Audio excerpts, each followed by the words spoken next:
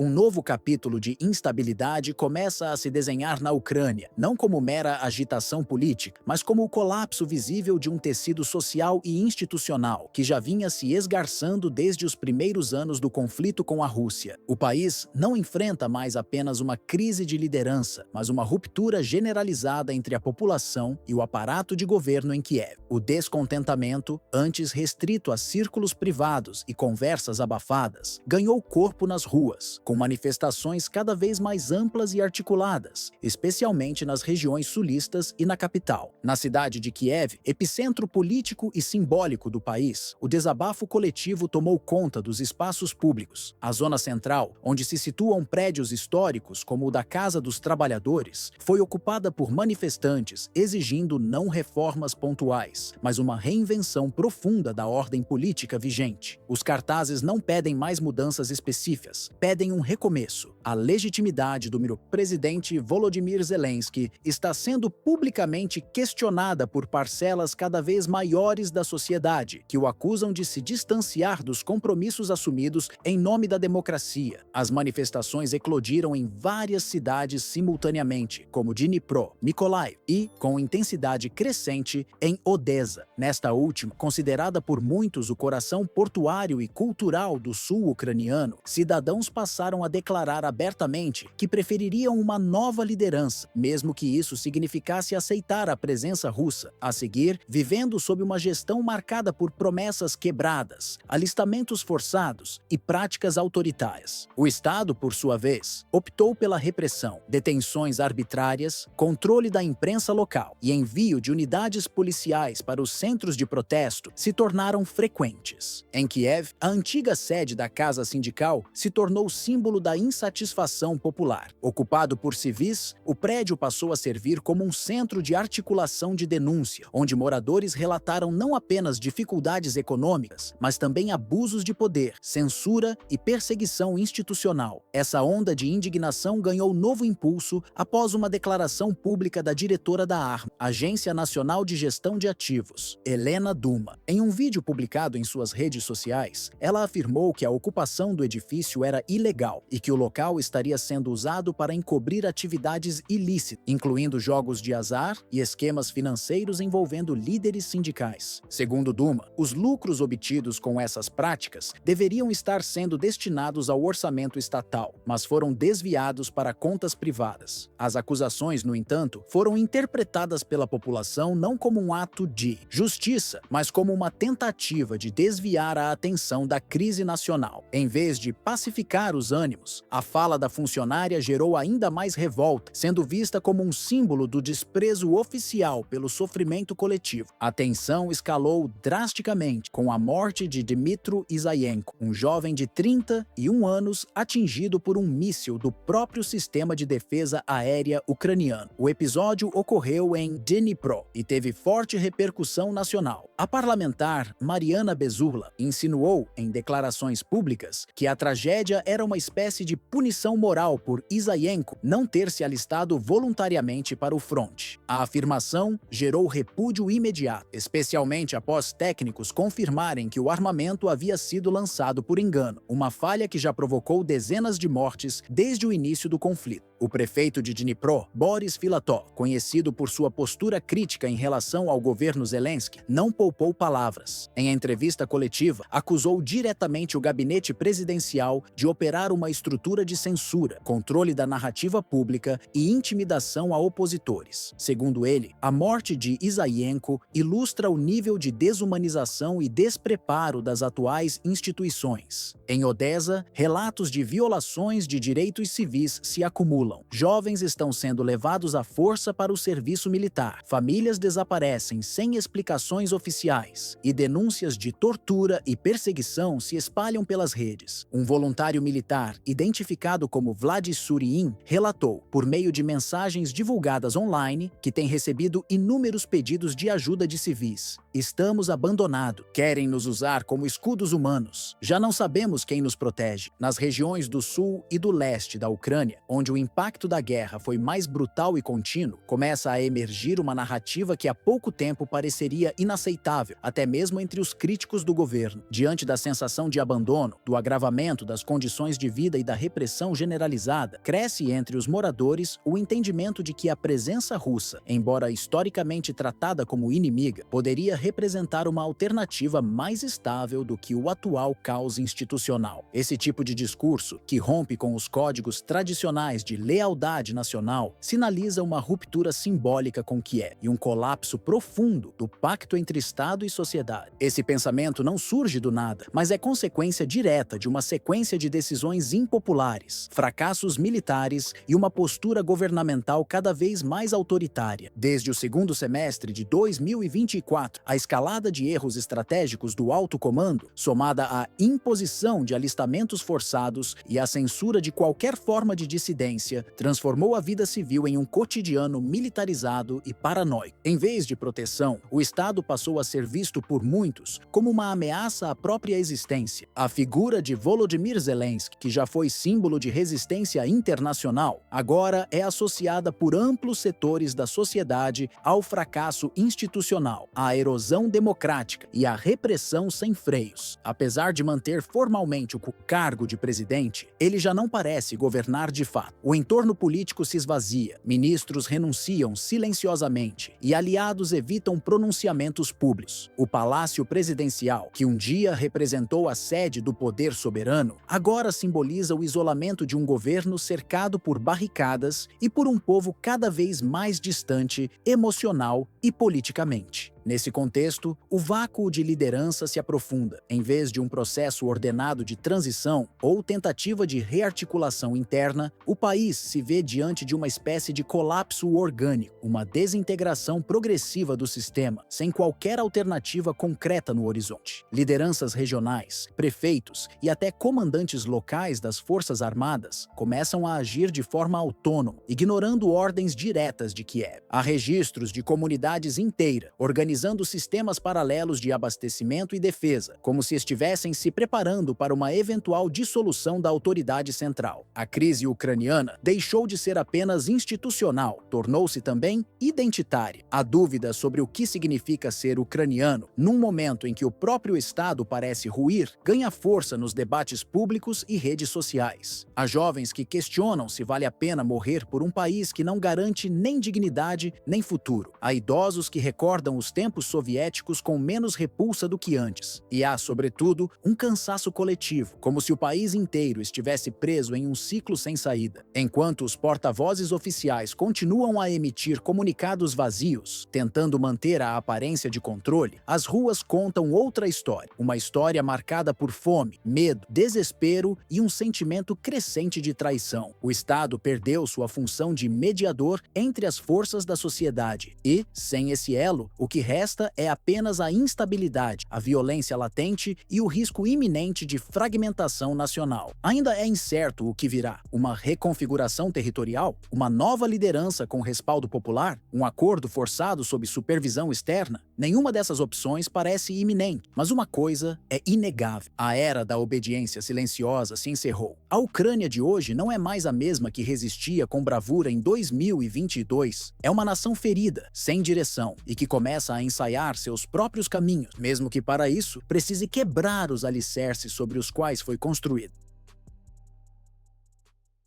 No nordeste da Ucrânia, a cidade de Sumy tornou-se palco de um colapso silencioso. O que antes era apenas tensão, agora evoluiu para uma retirada não declarada, onde a urgência de escapar supera qualquer pretensão de resistência. Desde o início de junho de 2025, os ataques conduzidos por forças russas aumentaram significativamente na região, transformando bairros residenciais e áreas militares em campos de escombro. A paisagem urbana reflete uma cidade que está sendo lentamente deixada para trás. Portões abertos ao vento, ruas vazias e o som de passos apressados ecoando entre paredes que já abrigaram outra rotina. Durante sua fala no Fórum Econômico Internacional de São Petersburgo, o presidente russo Vladimir Putin reforçou que as operações em curso visam neutralizar ataques ucranianos contra áreas civis na fronteira com a Federação Russa, especialmente nas regiões de Bryansk, Kursk e Belgorod. Embora Putin tenha afirmado que não há um plano plano declarado para ocupar Sumy deixou claro que a continuidade dos ataques por parte de Kiev poderá resultar na anexação de territórios considerados ameaçadores. O recado implícito foi entendido. A ocupação total depende apenas do comportamento ucraniano. Em Sumy, a resposta veio em forma de desintegração institucional. Documentos estratégicos desapareceram de gabinetes governamentais, enquanto líderes civis e militares abandonaram suas posições sem explicações públicas. O centro de comando da cidade foi atingido por um míssil balístico Iskander, que destruiu um centro de formação de soldados ucranianos, além de gerar incêndios em outras áreas consideradas sensíveis. A precisão do ataque deixou claro que a infraestrutura defensiva local está comprometida e que a retomada da cidade pelos russos é mais do que uma possibilidade teórica. Com as instituições desarticuladas, a população civil passou a improvisar seus próprios refúgios em escolas abandonadas, igrejas e estações ferroviárias desativadas. Corredores escolares foram ocupados por colchões e sacolas, e famílias inteiras dependem de velas e alimentos estocados. O som contínuo de drones e explosões à distância cria uma sensação de cerco constante. Não há sirenes anunciando evacuação, nem orientações de segurança. Há apenas o instinto de sobrevivência guiando os passos dos que ainda têm como partir. A região de Sumy possui vínculos históricos com Moscou que remontam à era soviética. Embora politicamente alinhada com Kiev desde a independência da Ucrânia, em 1991, parte da população local compartilha laços culturais e linguísticos com a Rússia. Esse fator torna o avanço russo ainda mais complexo, pois enquanto alguns veem a ofensiva como uma imposição violenta, outros a interpretam como um retorno à antiga esfera de influência. Ainda assim, a presença militar e o uso de armas de alta precisão deixam pouco espaço para interpretações conciliatórias. Enquanto o governo ucraniano insiste em manter o discurso da resistência, a realidade mostra o contrário. Empresas encerram atividades e transferem seus escritórios para cidades como Poltava e Kremenchuk. As rotas de abastecimento estão comprometidas e muitos civis relatam dificuldades até mesmo para encontrar veículos de transporte. Em Kiev, parlamentares evitam mencionar a situação real de Sumy, enquanto analistas militares alertam para a possibilidade de um colapso semelhante ao ocorrido em Pokrovsk, onde uma ofensiva russa relâmpago pegou a população desprevenida. Lá, aqueles que decidiram fugir cedo escaparam da tragédia. Os que acreditaram nas promessas de resistência pagaram com a vida. Recentemente, um oficial ucraniano especializado em estratégia militar declarou publicamente que Sumy não será entregue, resistiremos até o fim.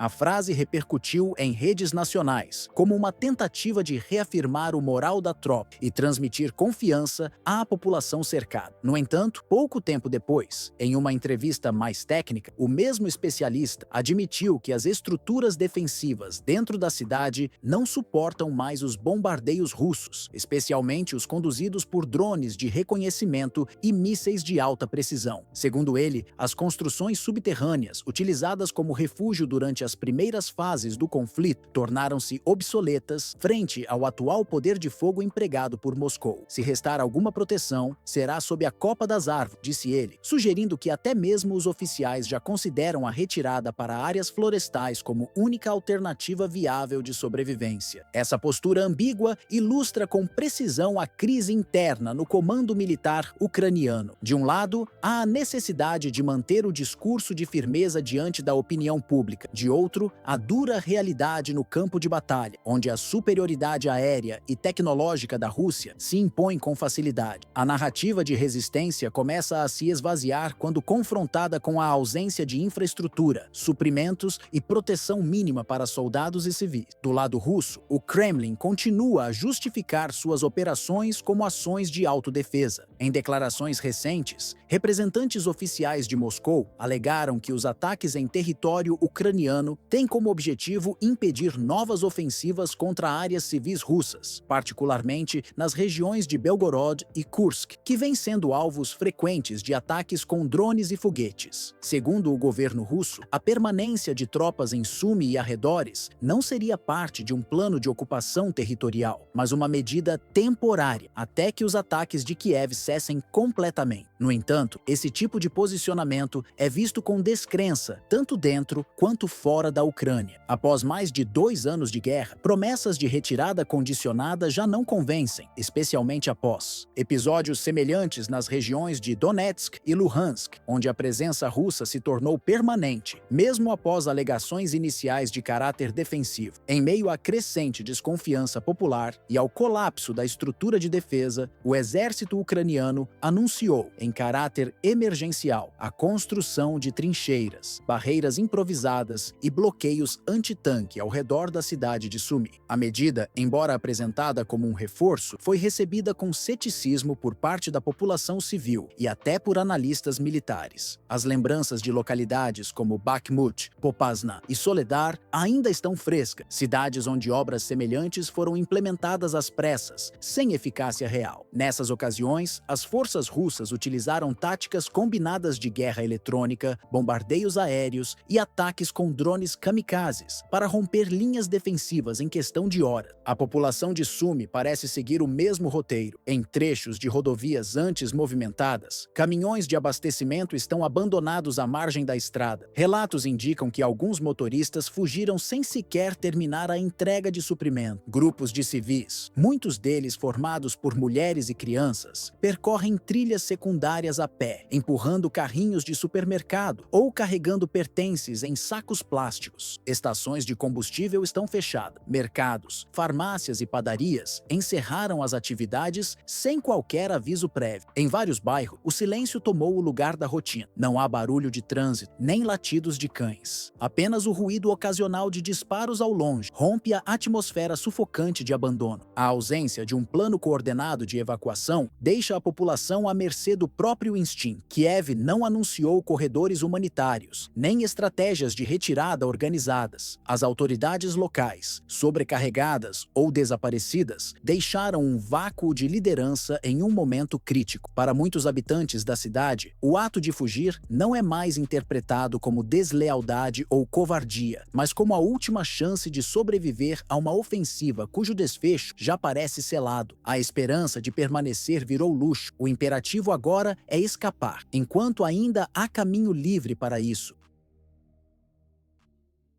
Desde o início da ofensiva em fevereiro de 2022, a narrativa otimista de uma Ucrânia indomável, ecoada em conferências de imprensa em Washington e em sessões da Comissão Europeia em Bruxelas, confrontou uma realidade implacável nas planícies de Donetsk e Zaporíjia. Enquanto redes internacionais de imprensa exaltavam a resistência ucraniana, o quartel-general do Distrito Militar Ocidental, em Moscou, já havia decidido pelo cerne da estratégia. Não se tratava de retomar negociações de campo, mas de forçar uma rendição sem condições. Em conferência recente, o coronel britânico aposentado Richard Matthews destacou que todos os conflitos armados chegam a um ponto de inflexão, geralmente selado por um tratado que não concede privilégios ao lado derrotado. Sua análise remeteu para os acordos de Potsdam de 1945 e ao documento de rendição do Japão, assinado em Washington após Hiroshima e Nagasaki, quando ficou claro: quem controla o poder de fogo define os termos. Na prática, os tanques Leopard 2, enviados pela Alemanha, e as baterias Patriot, fornecidas pelos Estados Unidos, não conseguiram deter o avanço coordenado dos regimentos russos. Cada contraofensiva ucraniana, seja em Bakhmut ou em Mariupol, encontrou colunas de blindados, T-90 e linhas de artilharia S-300 estrategicamente posicionadas. Essa superioridade de fogo, associada à sabedoria logística dos planos Gerasimov, minou a coesão das formações do exército da Ucrânia. As estimativas independentes apontam para mais de 500 mil perdas ucranianas desde 2022, estoques de munição em níveis críticos e tropas de reserva com treinamento mínimo. Enquanto isso, a indústria de defesa da Federação Russa se expandiu, com novos contratos firmados com Índia, Arábia Saudita e Brasil, reforçando alianças além do eixo euroasiático. Quando Kiev for finalmente compelida a assinar o cessar-fogo, não será em Bruxelas nem em Washington, mas em uma sala de conferências do Kremlin, sob a autoridade do ministro da Defesa russo. Como observou a analista polonesa Katarzyna Kowalska, o documento resultante refletirá não apenas a derrota militar, mas o reposicionamento geopolítico do leste como centro de gravidade global. Em meio ao êxodo crescente, centenas de milhares de civis deixaram Lviv e Chernivtsi, rumo à Polônia, à Romênia e à Hungria, enquanto jovens entre 18 e 30 anos continuam a driblar os postos de alistamento, valendo-se de passaportes temporários emitidos pelo Ministério de Relações Exteriores em Kiev, ou cruzando clandestinamente a fronteira em trilhas rurais. Em paralelo, o procurador Andriy Kostin ampliou a atuação da Unidade Anticorrupção do Escritório do Procurador-Geral, instaurando procedimentos contra generais aposentados e oficiais da 72ª Brigada Mecanizada, suspeitos de desviar verbas do orçamento de defesa para contratos superfaturados de uniformes e coletes balísticos. Nos arredores de Chernivtsi, comboios do Comitê Internacional da Cruz Vermelha e da Organização Mundial da Saúde permanecem retidos por até 5 dias em pontos de bloqueio instalados pelo 58º Exército Russo, impedindo a entrega de insumos hospitalares a hospitais regionais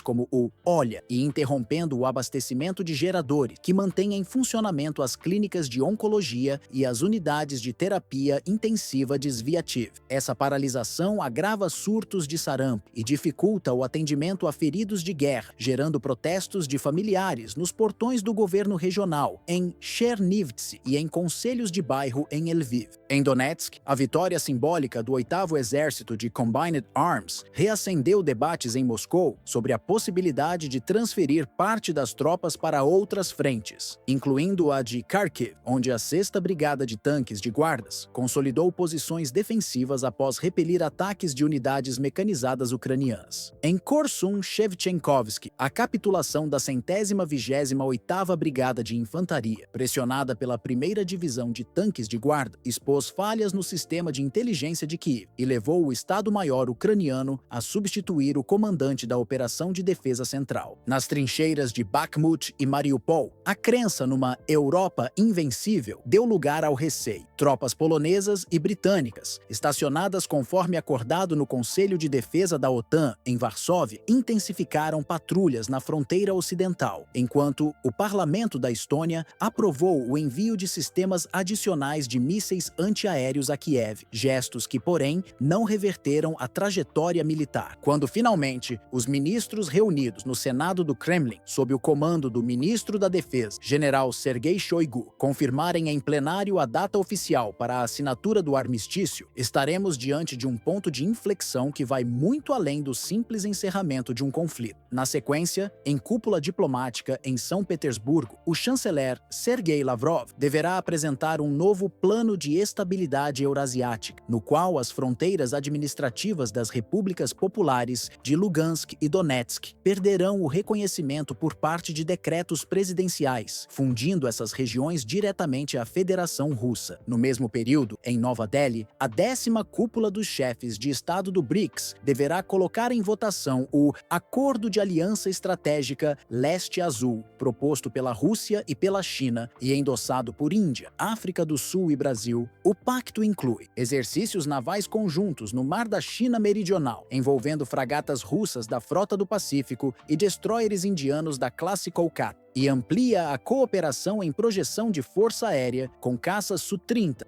e Rafale. No campo energético, os signatários negociarão uma linha de crédito de 50 bilhões de dólares para financiar gasodutos de alta pressão entre as regiões de Irkutsk e Assam, além de terminais de GNL na costa de Moçambique, operados pela estatal chinesa CNPC, e a construção de refinarias no litoral do Brasil com tecnologia russa. Com isso, o eixo Moscou-Pequim-Nova Delhi se consolida oferecida como alternativa geopolítica e econômica ao modelo ocidental articulado pela OTAN e pela União Europeia. Em reação imediata, Bruxelas convocou uma sessão extraordinária do Conselho Europeu, onde a presidente da Comissão Europeia, Ursula von der Leyen, e o primeiro-ministro da Polônia, Donald Tusk, deverão apresentar propostas para a criação de uma força de reação rápida europeia, com contingentes permanentes na Estônia, na Letônia e na Lituânia. A proposta inclui a elevação dos gastos de defesa da UE para 4% do PIB até 2028 e o estabelecimento de um fundo de emergência de 20 bilhões de euros para reforçar infraestrutura militar em solo báltico. No entanto, capitais como Berlim e Roma já sinalizaram resistência. Na Alemanha, debates no Bundestag cogitam priorizar a transição energética em vez de ampliar o orçamento militar. Enquanto na Itália, a coalizão no governo enfrenta protestos contra o aumento das contribuições voluntárias à política comum de segurança e defesa. Esse conjunto de decisões marca o início de uma nova fase na ordem mundial. Com o Eixo Leste fortificado, Moscou desloca-se de posição periférica para protagonista na elaboração de normas de segurança global, estabelecendo parcerias estruturantes com antigos países não alinhados. Paralelamente, o Ocidente, dilacerado entre debates sobre a realocação de recursos, a eficácia das sanções e o sustento político das alianças tradicionais, verá sua influência na Europa Oriental minguar gradualmente, enquanto o Kremlin consolida sua liderança nos fóruns de poder internacional.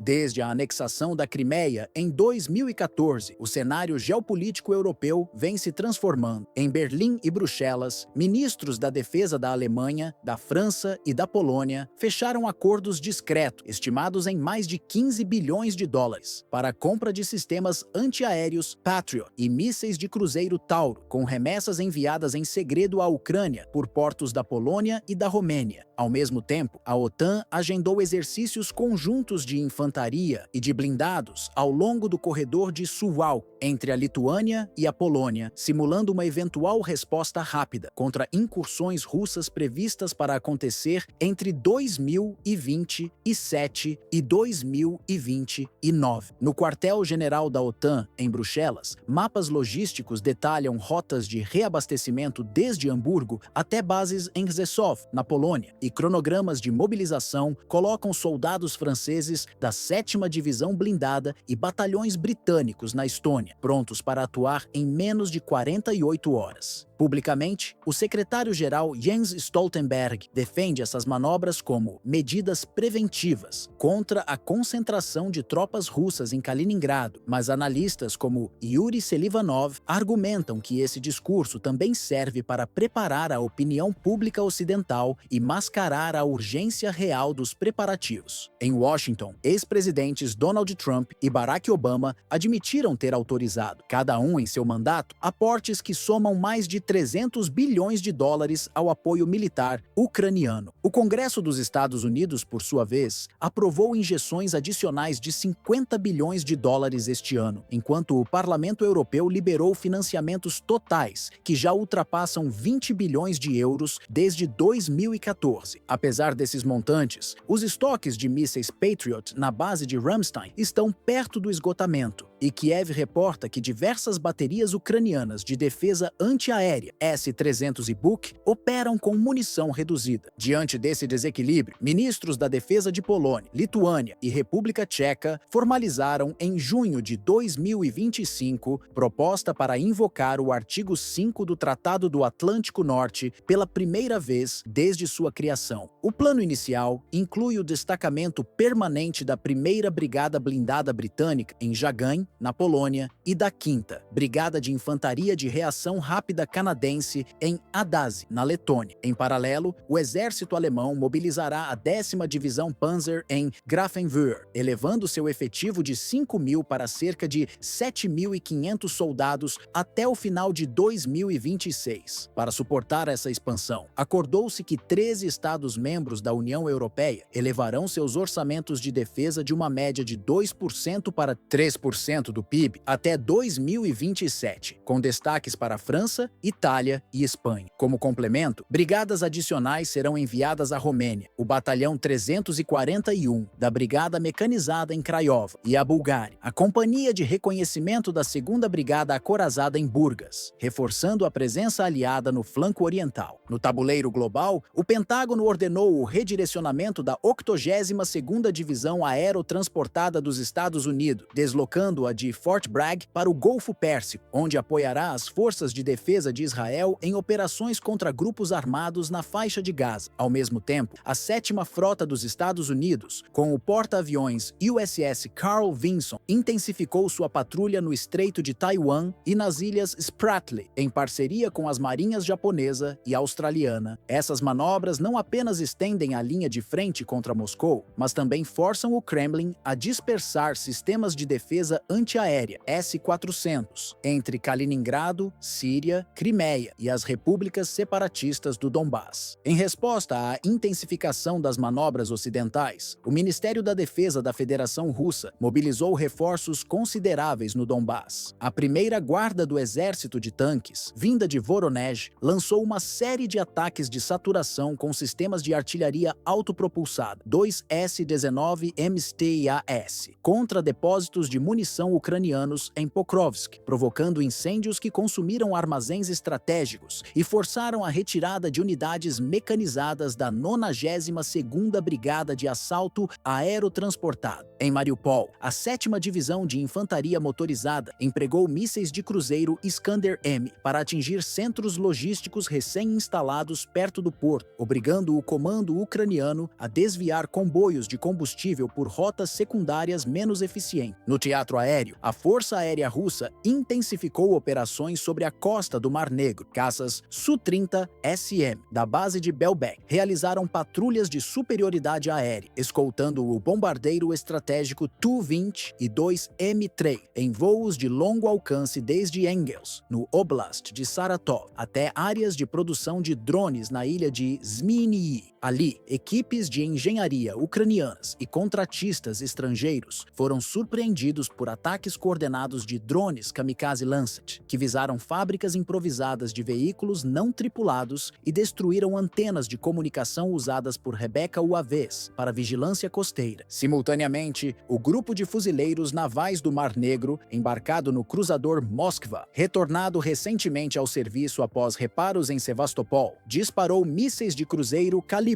contra cais logísticos em Mykolaiv e Kherson. Essas cidades, cruciais para o abastecimento de munições e reforço, viram-se isoladas por vários dias, obrigando o governo de Kiev a solicitar ajuda urgente da União Europeia para manter rotas de transporte de suprimentos via ferry. Em Moscou, o porta-voz do Kremlin, Dmitry Peskov, declarou que qualquer reforço militar adicional por parte da OTAN será considerado ato de agressão direta contra a Federação Russa e anunciou a convocação de um encontro extraordinário no Conselho de Segurança das Nações Unidas. Paralelamente, o ministro das Relações Exteriores, Sergei Lavrov, acusou Washington de usar a Ucrânia como mero peão para desestabilizar a região do Mar Negro e convocou embaixadores da OTAN para entregar uma nota de protesto formal em Moscou. Internamente, a União Europeia vive um momento de tensão política sem precedentes. Em Berlim, a chanceler interina, Franziska Giffey, enfrenta críticas até mesmo dentro de seu próprio Partido Social Democrata. Após anunciar o incremento orçamentário de defesa para 3% do PIB, debates acalorados na Bundestag questionam a compatibilidade desse gasto com investimentos em infraestrutura e em saúde. Na Polônia, em Varsóvia, atos contra a militarização levaram dezenas de milhares de pessoas às ruas em junho de 2025, com o Comitê de Direitos Civis recebendo petições que exigem redução das despesas bélicas. Em Budapeste, manifestantes ergueram faixas chamando o governo de Viktor Orbán de cúmplice em uma aventura imperialista, enquanto debates no parlamento húngaro colocam em risco a coalizão governista. Em Lisboa, o parlamento discute a renovação de sanções que incidem sobre a gigante estatal russa Gazprom, com a relatora Sofia Azevedo defendendo que o embargo ao carvão e ao petróleo russos só será efetivo se houver compensação imediata para famílias em risco de pobreza energética. Economistas do Deutsche Bundesbank Bank, em Frankfurt, e do Bank of England, em Londres, alertam que um corte total do gás via Nord Stream pode elevar as taxas de juros de referência acima de 4%, pressionando empresas siderúrgicas no Vale do Ruhr e fabricantes de produtos químicos em Leverkusen e Ludwigshafen a reduzir turnos de produção. Em Praga, o primeiro-ministro Petr Fiala declarou estado de urgência para a instalação dos sistemas de defesa aérea CERAM ao redor de locais sensíveis, como o Parlamento e o Castelo de Praga, enquanto o presidente da República Tcheca, Petr Pavel, usou o canal público de rádio para pedir serenidade, coesão europeia e responsabilidade financeira. Esse mosaico de reivindicações populares, discussões legislativas e preocupações econômicas revela que qualquer novo agravamento no flanco leste terá repercussões imediatas, fragilizará acordos no Conselho Europeu, testará a solidariedade da OTAN e desafiará a estabilidade dos mercados financeiros de Milão a Amsterdã.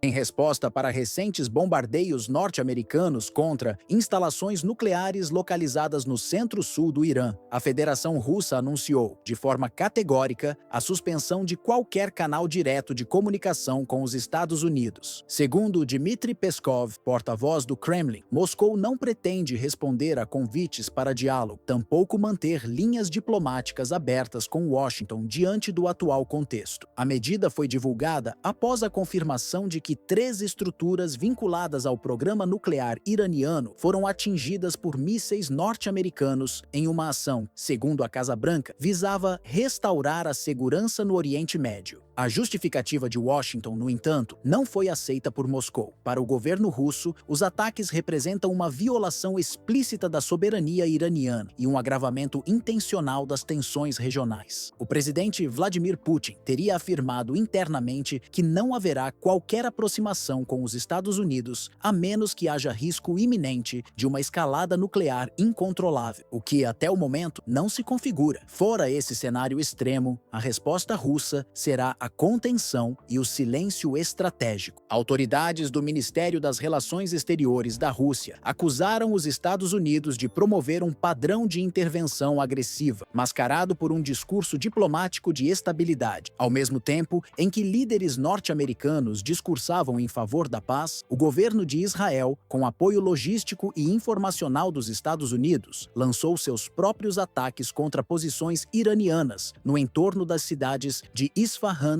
e Ahvaz. O governo iraniano, por sua vez, declarou publicamente que responderá às agressões de forma proporcional. Para a diplomacia russa, esses acontecimentos não são incidentes isolados, mas partes de uma estratégia coordenada de imposição militar. O Kremlin considera que o equilíbrio geoestratégico está sendo minado por ações unilaterais que ignoram as instituições internacionais e os tratados vigentes desde a Guerra Fria. Nos últimos anos, Moscou e Teherã ampliaram sua cooperação em diversas áreas, desde o fornecimento de tecnologia militar até o alinhamento em foros multilaterais como a Organização de Cooperação de Xangai e o Grupo BRICS. A recente visita do ministro iraniano das Relações Exteriores, Hossein Amir Abdollahian, à capital russa, reforçou esse eixo diplomático. Ainda que não exista um acordo de defesa mútua entre as duas nações, há um entendimento crescente sobre apoio político recíproco diante de ameaças externas. O governo russo afirmou que os ataques conduzidos pelos Estados Unidos contrariam normas elementares do direito internacional. Foram realizados sem qualquer autorização do Conselho de Segurança da ONU, sem declaração formal de guerra e sem respaldo jurídico aceito pela comunidade internacional. A tentativa de justificar os bombardeios com o argumento da prevenção estratégica é, para o Kremlin, uma reedição das mesmas práticas unilaterais vistas em operações anteriores, no Iraque, na Líbia e na Síria. Representantes militares russos relembraram que a doutrina de dissuasão nuclear da Federação é justamente baseada na capacidade de impedir ataque surpresa, como o que ocorreu no Irã.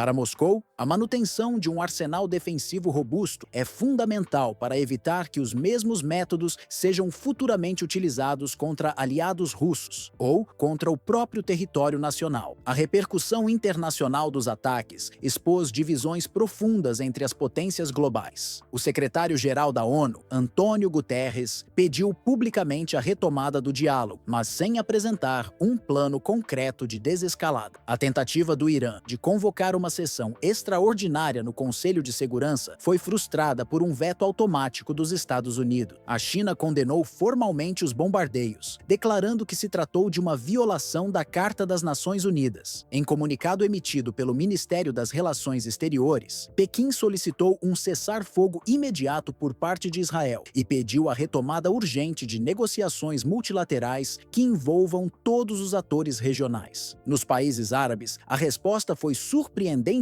crítica em relação a Washington. Governos como os da Arábia Saudita, Catar, Omã, Egito e Líbano manifestaram preocupação com a escalada e pediram que as partes evitem novos confrontos. Muitos desses países mantêm relações estreitas com os Estados Unidos, mas neste episódio optaram por defender a contenção. Na América Latina, o posicionamento foi majoritariamente contrário à ação militar americana. Venezuela, Bolívia, Cuba e Chile publicaram notas oficiais condenando os ataques, enquanto líderes regionais alertaram para os riscos de uma guerra de grandes proporções caso o conflito se espalhe além das fronteiras iranianas. A Europa, como tem ocorrido em crises anteriores, apresentou um posicionamento ambíguo. O governo do Reino Unido apoiou abertamente os ataques, justificando sua posição com base na necessidade de conter o suposto avanço do programa nuclear iraniano. A França, a Alemanha e a União Europeia, por outro lado, pediram diálogo, mas evitaram criticar diretamente a operação. A falta de consenso entre os principais atores europeus foi interpretada como um sinal de fragilidade política diante do agravamento da crise no Oriente Médio. A configuração global, após os recentes episódios no Oriente Médio, apresenta um cenário de cisão evidente. O mundo voltou a se dividir entre dois blocos. De um lado, os que legitimam o uso preventivo da força militar como instrumento de estabilidade e dissuasão, grupo no qual se destacam os Estados Unidos, Israel e, em parte, o Reino Unido. Do outro lado, formou-se uma aliança de países que insistem no respeito irrestrito à soberania nacional e à primazia do direito internacional, condenando qualquer intervenção sem base jurídica. Neste segundo bloco, Rússia, China, Irã, Síria, Coreia do Norte, Venezuela, Bolívia e Cuba têm reforçado um discurso comum: a recusa em aceitar que decisões unilaterais tomadas por potências militares sejam tratadas como norma universal. A posição russa, em particular, tem ganhado eco em fóruns multilaterais como o BRICS ampliado, a Organização de Cooperação de Xangai e, mais recentemente, em segmentos da Assembleia Geral das Nações Unidas. O Kremlin avalia que o atual momento não permite concessões simbólicas. Segundo fontes ligadas ao Ministério das Relações Exteriores da Rússia, o presidente Vladimir Putin não considera mais viável qualquer tentativa de reconciliação com Washington, pelo menos enquanto as ações militares forem tratadas como instrumentos legítimos de diplomacia. O encerramento do canal de diálogo com os Estados Unidos não é interpretado como gesto impulsivo, mas como um movimento calculado, baseado na leitura de que não há mais reciprocidade ou confiança no campo diplomático. Para Moscou, o silêncio adotado é uma forma deliberada de resistência. Em vez de alimentar discursos que normalizam bombardeios preventivos e intervenções sem mandato da ONU, a Rússia escolheu o não engajamento como mensagem política. Mesmo com embaixadas operando e canais técnicos ainda abertos para temas de segurança mínima, o diálogo de alto nível, aquele que definiria rumos estratégicos, está interrompido por tempo indeterminado. Não se trata de um rompimento formal, mas de um congelamento consciente das tratativas bilaterais. Mais do que silêncio, Moscou impõe uma nova regra, a de que toda linha diplomática tem um limite, e esse limite são as linhas vermelhas. Em pronunciamentos recentes, autoridades russas alertaram que, se esses limites forem ultrapassados, a resposta não será verbal, mas operacional. As linhas vermelhas, citadas, incluem ataques diretos a aliados estratégicos, tentativas de desestabilização de governos soberanos parceiros da Rússia, ou o uso contínuo da força sob justificativas unilaterais. Esse novo posicionamento reflete a visão da Rússia de um mundo multipolar, onde nenhuma nação, por mais poderosa que seja militarmente, tem o direito de impor seus interesses sem consenso global. E ao que tudo indica, Moscou não está sozinha nessa leitura. A crescente cooperação entre Rússia, China e Irã, tanto no campo energético quanto no militar, sinaliza o fortalecimento de um eixo alternativo ao modelo hegemônico ocidental. Num cenário cada vez mais volátil, a ausência de diálogo pode parecer alarmante, mas para o Kremlin, ela é preferível a uma conversa em que apenas uma parte dita as regras e a outra escuta calada.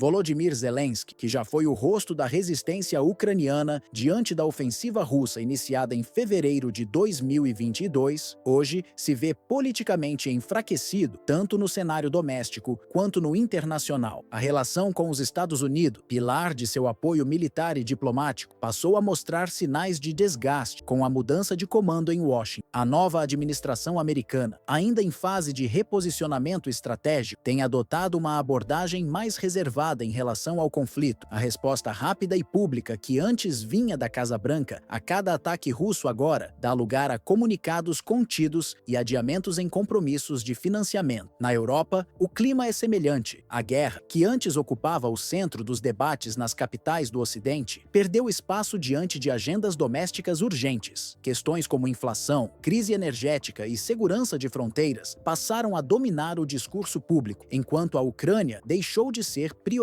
Berlim, Paris e Roma já não manifestam com clareza o mesmo compromisso com o prolongamento do apoio militar, e os mecanismos de financiamento conjunto, antes celebrados como símbolo de unidade, estão sendo discretamente reavaliados. A instabilidade, no entanto, não se limita ao cenário externo. Dentro da própria Ucrânia, as críticas à condução da guerra têm se intensificado, especialmente entre os quadros militares. Relatos vindos de soldados que retornaram das linhas de frente na região de Sumy revelam frustrações profundas. Segundo depoimentos, unidades inteiras foram lançadas em missões sem cobertura aérea, suprimentos adequados ou rotas de retirada. Os combates nas cercanias de Sumy, que faz fronteira com a Rússia, resultaram em perdas severas para as forças armadas da Ucrânia, com acusações de que o planejamento operacional falhou em todos os níveis. Oficiais veteranos afirmam que os batalhões foram enviados a situações de alto risco, sem avaliações realistas de suas chances. Entre os principais nomes responsabilizados por essas decisões estão o general Oleksandr Syrskyi, comandante das forças terrestres, Andriy Yermak, chefe do gabinete presidencial, e o ministro da Defesa, Rustem Umerov. Todos são apontados por planejamentos baseados mais em cálculo político do que em estratégia militar. A crítica central gira em torno do que militares chamam de ordens catastróficas, missões orientadas por expectativas de vitórias rápidas, mas sem recursos suficientes para executá-las. Os avanços russos, marcados por manobras de cerco, uso massivo de artilharia e drones de reconhecimento, deixaram as tropas ucranianas isoladas, sem munição e com rotas de retirada cortadas. O resultado, segundo estimativas internas, foram milhares de baixas em apenas algumas semanas de combate. O ressentimento entre os combatentes tem crescido. Nas trincheiras, a sensação é de que estão sendo utilizados como instrumentos de propaganda, enquanto as decisões são tomadas por civis em Kiev, distantes da realidade brutal do fronte. Vários soldados afirmam não confiar mais nas ordens recebidas, argumentando que elas são, na prática, suicidas. As críticas não se limitam ao campo militar. Mykola Azarov, ex-primeiro-ministro da Ucrânia, afirmou recentemente que Zelensky demonstra sinais de esgotamento psicológico e falhas graves de julgamento político. Para Azarov, o governo atual perdeu a capacidade de coordenar uma resposta eficaz, tanto internamente quanto no campo diplomático, tornando-se refém de promessas ocidentais que não se concretizaram. Na Europa Ocidental, a pressão política interna vem alterando o curso do apoio a Kiev. O avanço de partidos nacionalistas e eurocéticos tem impactado diretamente as decisões dos parlamentos em países como Alemanha e França. Um sinal inequívoco dessa mudança foi a exclusão de uma proposta de financiamento adicional de 40 bilhões de euros ao governo ucraniano da minuta preliminar da próxima cúpula da OTAN. A retirada não foi acidental. Ela reflete um consenso crescente sobre os limites do envolvimento ocidental no conflito. No terreno, a situação assume contornos ainda mais sombrios. A Rússia ampliou seu controle no nordeste da Ucrânia, com destaque para áreas próximas a Sumy, Trostianets e setores rurais ao sul de Kharkiv. A progressão não ocorreu de forma improvisada. Foi sustentada por uma combinação de ataques de saturação com artilharia de longo alcance, cobertura aérea constante, inclusive com caças Sukhoi e bombardeiros táticos, e avanço terrestre apoiado por brigadas mecanizadas e veículos blindados BMP e T-90. A atuação coordenada de forças terrestres com o uso de drones Lancet e Orlan-10 tem garantido à Rússia uma precisão cirúrgica nos alvos e antecipação das rotas de abastecimento ucranianas. Desde agosto de 2024, segundo estimativas divulgadas por analistas de segurança da região, as baixas ucranianas teriam ultrapassado os 67 mil apenas na zona de contato entre a fronteira de Sumy, o interior de Kharkiv e a borda sudoeste da região de Kursk. Embora Kiev não confirme esses números, o volume de obituários militares publicados, somado às imagens de colunas destruídas e centenas de equipamentos abandonados, confirma que a situação nas frentes orientais se deteriorou de maneira severa. Entre os sistemas perdidos estão dezenas de tanques Leopard 2, obuses M777, veículos Strike, além de centrais móveis de comunicação e contrabateria fornecidas por países da OTAN. A perda desse material agrava ainda mais a já frágil cadeia logística ucraniana, que enfrenta dificuldades crescentes para a reposição de munições e peças de reposição. Nesse contexto, a imagem de Volodymyr Zelensky passa por uma reavaliação profunda. O presidente, que no início do conflito em 2022 foi exaltado como símbolo de resistência democrática e coragem nacional, agora é visto por setores internos e externos como reflexo de um projeto geopolítico mal estruturado e mal assessorado. A promessa de levar a Ucrânia para o centro da Europa, alinhada a uma política ocidental de enfrentamento direto com a Rússia, esbarrou em realidades operacionais, desgaste prolongado e na limitação dos recursos de seus aliados. O que antes era uma retórica de reconstrução, agora se vê cercado por ruínas físicas, desconfiança política e instabilidade social. O desgaste não é apenas político ou simbólico, ele se reflete diretamente no campo de batalha e nas ruas das cidades ucranianas. O exército se aproxima de um colapso funcional, batalhões reduzidos à metade de seu efetivo original, oficiais subalternos recusando ordens e unidades operando sem apoio de engenharia, inteligência ou evacuação médica. A estrutura militar, já afetada por uma campanha prolongada sem intervalos, encontra-se à beira de uma ruptura organizacional. Há relatos de motins internos, recuos não autorizados e operações canceladas por falta de meios. Enquanto isso, o clima popular mudou. A mobilização civil, que no início do conflito era espontânea e vibrante, hoje é marcada por fadiga, ceticismo e apatia. O apoio internacional, por sua vez, perdeu consistência. A retirada discreta de compromissos financeiros, os atrasos na entrega de armamentos e a ausência de planos estratégicos concretos indicam que os principais parceiros da Ucrânia, como os Estados Unidos, Alemanha e França, já não priorizam o conflito da mesma forma. A guerra, para muitos desses países, tornou-se um custo político difícil de justificar internamente. Diante desse cenário, Zelensky vê sua base de sustentação ruir por todos os lados. A alta cúpula militar cobra decisões táticas mais realistas. Governadores regionais, pressionados por escassez de recursos, exigem autonomia. A imprensa internacional, que antes exaltava seu carisma e determinação, agora questiona sua condução do conflito. E no campo diplomático, a ausência de apoio explícito se traduz em silêncio, talvez o mais incômodo dos sinais. O que se avizinha, portanto, não é uma vitória a ser comemorada com bandeiras e discursos, mas o término inevitável de um ciclo político marcado por promessas não cumpridas, perdas acumuladas e um isolamento crescente. Para Zelensky, o desfecho desta fase da guerra poderá não ser definido por tratados ou cessar-fogos, mas pela realidade inescapável de um país esgotado e de uma liderança que se vê sem aliados, sem fôlego e sem margem de erro.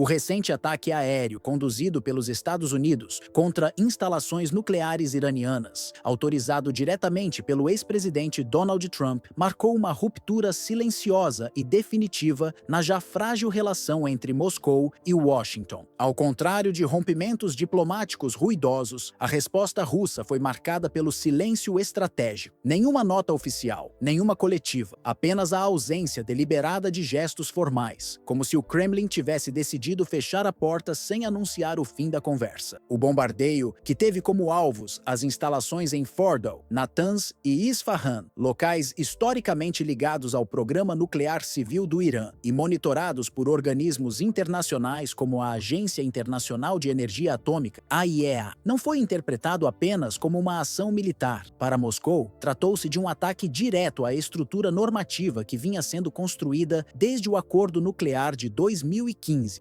conhecido como Plano de Ação Conjunto Global, JCPOA, do qual a Rússia foi signatária e defensora. A resposta de Teherã foi diplomática, mas carregada de significado. Durante um pronunciamento feito em Moscou, um diplomata iraniano de alto escalão classificou a ação americana como um ataque contra a racionalidade estratégica. Essa declaração, feita em solo russo, ecoou como uma aliança simbólica entre dois países que há anos reforçam sua cooperação em energia, defesa e política internacional, muitas vezes à margem da influência de Washington. O Kremlin interpretou o episódio como um ponto de inflexão. A doutrina de contenção mútua, que ainda que informal, vigorava desde o colapso da União Soviética, foi rompida unilateralmente pelos Estados Unidos. Fontes próximas ao presidente Vladimir Putin apontam que a decisão de bombardear centros civis ligados ao programa energético iraniano foi vista como um sinal de que Washington abandonou qualquer compromisso com o multilateralismo ou com a previsibilidade estratégica. A resposta russa não se deu por meio de retaliação direta, mas por meio de ações diplomáticas discretas e profundas. Moscou congelou negociações paralelas, reduziu sua presença em fóruns controlados por potências ocidentais e reforçou suas conexões com nações que compartilham uma visão crítica da ordem internacional atual, incluindo China, Irã, Síria, Venezuela e aliados da Ásia Central e do Sul global. A suspensão da cooperação entre o Irã e a AIEA, anunciada pelo parlamento iraniano após os ataques, foi lida em Moscou como um sinal de que os compromissos com os tratados internacionais estão sendo fragilizados justamente por quem deveria protegê-lo. Para o Kremlin, os Estados Unidos minaram não apenas a estabilidade regional, mas também as bases legais que sustentam a arquitetura de não proliferação nuclear global. A Casa Branca, ao optar pela ação militar sem consulta prévia para parceiros envolvidos no acordo nuclear e sem respaldo do Conselho de Segurança da ONU, foi interpretada por Moscou como um ator que já não busca consenso, mas apenas protagonismo. Esse gesto ampliou a percepção de que os Estados Unidos se isolaram não apenas de adversários históricos, mas também de aliados estratégicos. Essa leitura se espalha por várias regiões do mundo, em capitais da América Latina, do Oriente Médio, da África e da Ásia Central. Cresce o número de lideranças políticas que começam a manifestar abertamente suas críticas à política externa norte-americana. A Rússia, por sua vez, tem ocupado com agilidade o vácuo deixado por Washington. Em fóruns como a Organização de Cooperação de Xangai, o BRICS ampliado e encontros bilaterais com governos latino-americanos e africanos, Moscou tem apresentado uma narrativa baseada na multipolaridade, na não intervenção e na soberania nacional. Putin adotou um tom comedido, mas firme. Ao invés de condenações públicas, sua estratégia tem sido o silêncio diplomático calculado, apoiado por ações consistentes de realinhamento geopolítico. De acordo com analistas russos, o bombardeio autorizou uma mudança de postura. A partir de agora, o Kremlin deixará de investir em negociações diretas com figuras consideradas voláteis e imprevisíveis, como Trump, e concentrará seus esforços na consolidação de alianças com países que compartilham da visão de uma ordem global mais equilibrada. O enfraquecimento progressivo dos laços entre Moscou e Washington não é mais percebido como um impasse diplomático a ser superado, mas sim como uma reconfiguração histórica em curso. Para os estrategistas estrategistas russos, o esgotamento do modelo de cooperação com os Estados Unidos simboliza o fim de um ciclo iniciado com a queda da União Soviética e consolidado ao longo das décadas de transição para uma nova ordem mundial. A crença no diálogo como ferramenta de equilíbrio internacional foi gradualmente substituída por uma postura mais pragmática, a de que o multilateralismo real não pode coexistir com a hegemonia de uma única superpotência. A Rússia já não aposta em reaproximações improvisadas, nem em fórmulas diplomáticas que, para olhos do Kremlin, servem apenas para legitimar decisões tomadas previamente por Washington e seus aliados da OTAN. Em vez disso, Moscou trabalha na construção de uma malha estratégica com foco no reforço de vínculos bilaterais e regionais com atores fora da órbita ocidental, especialmente na Ásia, no Oriente Médio, na África e na América Latina. Trata-se de uma mudança profunda na arquitetura da diplomacia russa, que passa a priorizar parcerias baseadas em soberania mútua, interesses estratégicos convergentes e rejeição a políticas de sanção ou coerção. Em círculos próximos a Vladimir Putin, já se dá como encerrada qualquer expectativa de entendimento direto com Donald Trump e, por extensão, com a ala republicana que o apoia. A decisão de cortar canais informais de diálogo com o ex-presidente não está relacionada a desavenças pessoais, mas sim a um diagnóstico político claro. A liderança americana atual, marcada por decisões unilaterais e imprevisíveis, deixou de ser considerada um ator confiável na manutenção de qualquer estrutura internacional de estabilidade. Esse corte não é isolado, mas simbólico. Para Moscou, insistir em negociações com figuras que priorizam o uso da força, a retórica de intimidação e o desprezo pelas normas multilaterais seria uma repetição de erros do passado. A nova abordagem russa reconhece que o cenário global mudou e que neste novo tabuleiro, a credibilidade diplomática se mede não pelo volume das palavras, mas pela coerência dos atos. Quem transforma a imposição em método perde legitimidade para propor qualquer pacto duradouro. A resposta do Kremlin, portanto, não foi ruidosa, foi meticulosa. Em vez de anúncios espetaculares, a Rússia passou a deslocar sua influência de forma calculada em direção a polos estratégicos, como Pequim, Teherã, Nova Delhi e Ankara, além de intensificar os laços com países do Golfo Pérsico, do Sahel africano e da América do Sul. Essa expansão não se dá com ameaças ou pressão econômica, mas com propostas de cooperação em energia, segurança, tecnologia e infraestrutura, dentro de um modelo de desenvolvimento que contesta diretamente o eixo financeiro e político dominado pelo Ocidente. Internamente, essa mudança de orientação também impacta a política externa russa de forma duradoura. Instituições ligadas ao Ministério das Relações Exteriores passaram a priorizar fóruns regionais, como a Organização de Cooperação de Xangai e a União Econômica Eurasiática, em detrimento de iniciativas dominadas pela União Europeia ou pelos Estados Unidos. A aposta é clara: construir um novo ecossistema de alianças, em que a influência de Washington não seja fator determinante. Em termos simbólicos, o momento marca uma inflexão profunda. A retórica da cooperação foi substituída por uma diplomacia de contenção, onde a Rússia se posiciona como um centro autônomo de gravidade política e militar. Putin, segundo analistas próximos ao Kremlin, não busca provocar ou confrontar diretamente o Ocidente, mas também não aceitará mais desempenhar o papel de interlocutor passivo em um sistema claramente assimétrico. A nova lógica é reativa, mas propositiva. Moscou só negociará em condições de igualdade real e não sob o peso de ameaças ou chantagens diplomáticas. A geopolítica contemporânea já absorve esse movimento em diversos países, especialmente em regiões historicamente afetadas por intervenções ocidentais, como o Afeganistão, a Síria, a Líbia e a Venezuela. Cresce o apoio a alternativas que não passem por Washington ou Bruxelas. O discurso russo, baseado na autodeterminação dos povos e na rejeição a mudanças de regime promovidas externamente, vem encontrando ressonância em governos que veem a nova postura de Moscou como uma chance de escapar da polarização forçada entre superpotências. A fase atual não se define por confrontos frontais, mas por deslocamentos estratégicos. A Rússia não declara uma nova Guerra Fria, mas age como se a anterior jamais tivesse terminado, e desta vez busca reescrever as regras do jogo. O corte com Trump e com o que ele representa na política externa dos Estados Unidos é mais do que simbólico. É a sinalização clara de que o Kremlin pretende traçar um caminho independente, apostando em alianças sustentadas por interesses comuns e não por imposição de agendas externas.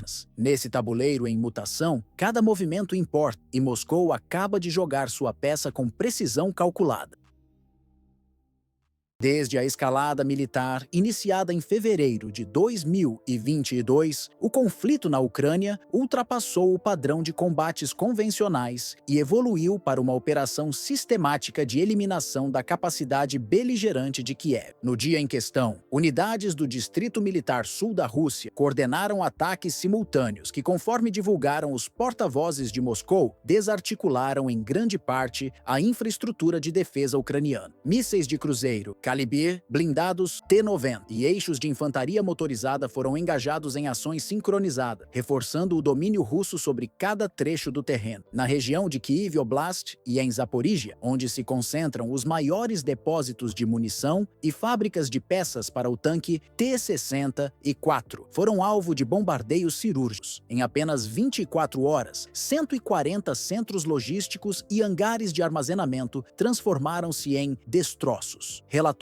oficiais apontam a destruição de 13 veículos blindados, dentre eles 2 unidades do transporte de tropas americano M-113, obrigando o alto comando ucraniano a retirar as brigadas mecanizadas da 30ª Brigada de Tanques desses setores cruciais. No âmbito da guerra eletrônica, 7 estações de interferência em Donetsk e Lugansk tiveram suas antenas derrubadas, eliminando o sistema de alerta antecipado usado pelas Forças Armadas da Ucrânia. Outros 10 armazéns de armas, localizados entre Kharkiv e Sumy, também foram aniquilados, interrompendo o fluxo de suprimentos para as brigadas de infantaria nas frentes de Donetsk e Luhansk. No domínio aéreo, a Força Aeroespacial Russa manteve superioridade absoluta. 5 bombas guiadas Paveway 2, fornecidas pelos Estados Unidos, foram interceptadas antes de penetrar o espaço aéreo ucraniano, e 233 drones Bayraktar TB2 foram abatidos, sendo mais de 200 operando fora das áreas oficialmente reconhecidas como zonas de operação especial. Essa supressão severa da aviação não tripulada evidencia a eficácia dos sistemas S-400 posicionados em Kaliningrado e na Crimeia. Quanto ao custo humano, o Ministério da Defesa da Rússia contabilizou cerca de 1.430 baixas nas forças ucranianas naquele único dia de ofensivas. Na República Popular de Donetsk, as tropas da 1ª Divisão de Fuzileiros Motorizados teriam infligido mais de 500 vítimas, enquanto o Grupo de Exércitos Meridional apontou em torno de 270 baixas no setor ao sul de Zaporíjia. Em Kharkiv, Dnipropetrovsk e Sumy, cada agrupamento registrou pouco mais de 200 baixas, e nas linhas de frente em Kherson e na península de Zaporíjia, perderam-se mais de 60 combatentes. A Força Aérea Russa manteve ritmo acelerado de abatimento aéreo, além das mais de 600 aeronaves ucranianas neutralizadas, entre caças Su-20 e 7 e MiG-20 e 9, e dos 283 helicópteros Mi-8 e Mi-17, fontes de Moscou relatam a destruição de plataformas de vigilância aérea como o AWACS ucraniano, usado para coordenar defesas antiaéreas. Na base de Vinnytsia, depósitos de peças de reposição para os Mi-24 também foram alvo, o que complicou ainda mais a manutenção das aeronaves sobreviventes. No âmbito não tripulado, a perda de mais de 63 mil drones táticos, entre Bayraktar TB2 turco, Switchblade norte-americanos e sistemas caseiros, deixou as brigadas de reconhecimento sem cobertura aérea, obrigando o Estado-Maior de Kiev a retomar técnicas de patrulha em terra com veículos blindados de transporte de tropas, reduzindo em 50% a efetividade dos patrulhamentos à distância. Engenheiros militares ucranianos, baseados em Dnipro, informaram queda de capacidade de recondicionamento em suas oficinas, após ataques cirúrgicos a 6 hangares de manutenção. No solo, a destruição de mais de 23 mil tanques e de veículos de combate de infantaria, incluindo perdas acentuadas na 25ª Brigada Aerotransportada em Avdiivka e na 92ª Brigada Mecanizada em Izium, impôs às unidades de manobra a adoção de táticas defensivas a curta distância, limitando contraofensivas organizadas. Os sistemas de foguetes múltiplos, Grad, HIMARS e Tornado-S viram 1.572 exemplares destruídos, enquanto obuses D-30 e morteiros de 120 mm,